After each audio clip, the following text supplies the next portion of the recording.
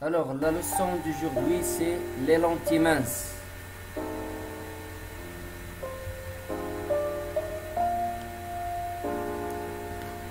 Les lentilles sont des éléments transparents faits de verre ou de plastique. Elles sont utilisées dans plusieurs instruments et appareils d'optique, tels que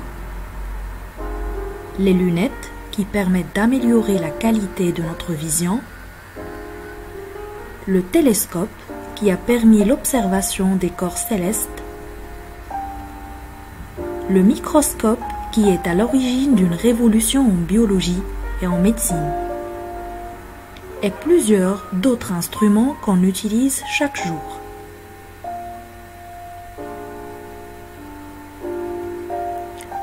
En optique, une lentille est un milieu homogène et transparent, en verre ou bien en plastique, limité par deux faces dont au moins l'une des faces est sphérique.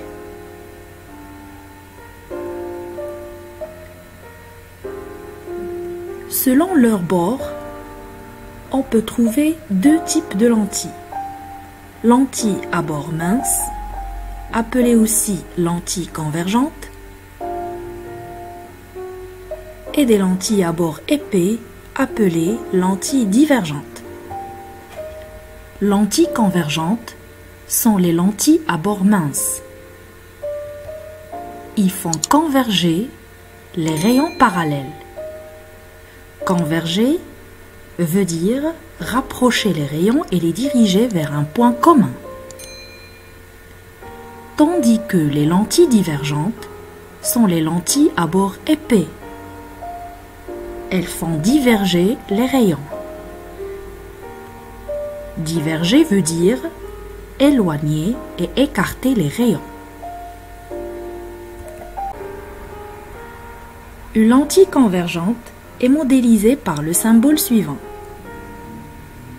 Elle est caractérisée par son centre optique, O, qui est le centre de symétrie de la lentille, et aussi par son axe optique principal, qui est la droite passant par le centre optique et perpendiculaire au plan de la lentille. La lentille divergente, elle est modélisée par le symbole suivant.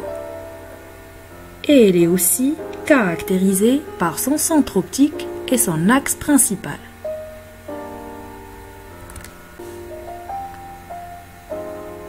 Étudions de plus près les lentilles convergentes. On a dit que O, c'est le centre optique de la lentille. Son axe optique est la droite passant par O et perpendiculaire au plan de la lentille. Les rayons parallèles, avant de traverser la lentille, sont appelés rayons incidents. Après avoir traversé la lentille, les rayons sont appelés rayons émergents. On observe que les rayons émergents convergent en un même point, qui appartient à l'axe optique principal. On appelle ce point le foyer principal image et on le note F'. La lentille convergente possède aussi un foyer principal objet noté F. C'est le point symétrique du point F' par rapport au centre optique. Donc on a la distance entre le centre optique et le foyer image, OF', est égale à la distance entre le centre optique et le foyer objet, OF. On écrit OF' est égal à OF. Cette distance est appelée distance focale de la lentille et on la note petit f. La distance focale caractérise une lentille. Plus elle est petite, plus la lentille est convergente.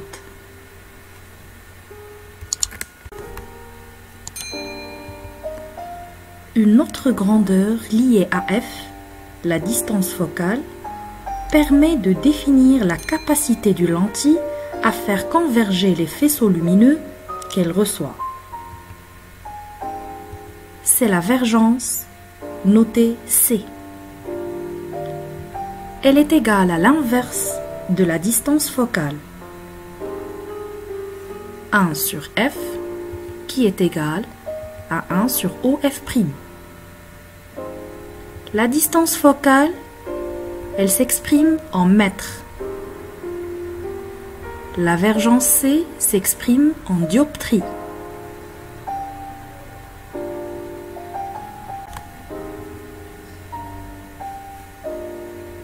Considérons une lentille L1. C'est une lentille convergente. D'après le schéma et l'échelle donnée, la distance focale F1 de la lentille L1 est égale à 2 fois 2 cm, égale à 4 cm qu'on doit convertir en mètres. C'est 0,04 mètres. Donc C1, qui est la vergence de la lentille L1, est égal à 1 divisé par F1, la distance focale de la lentille L1. Application numérique, 1 divisé par 0,04 mètres, ça donne 25 dioptries. Considérons l'exemple d'une deuxième lentille. La lentille L2, c'est une lentille convergente. D'après le schéma et l'échelle donnée, on peut calculer la distance focale de la lentille L2.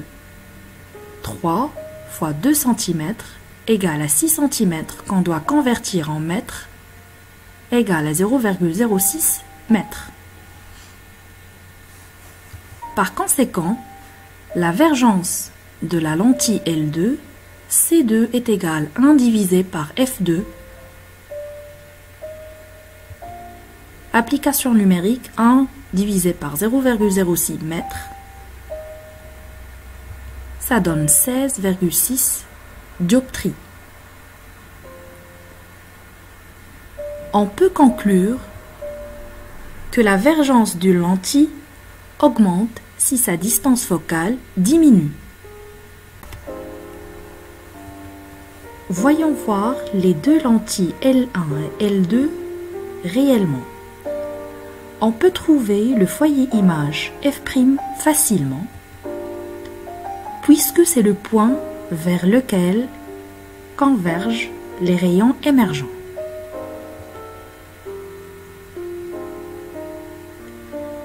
La lentille L1 est caractérisée par sa distance focale F1 et sa vergence C1.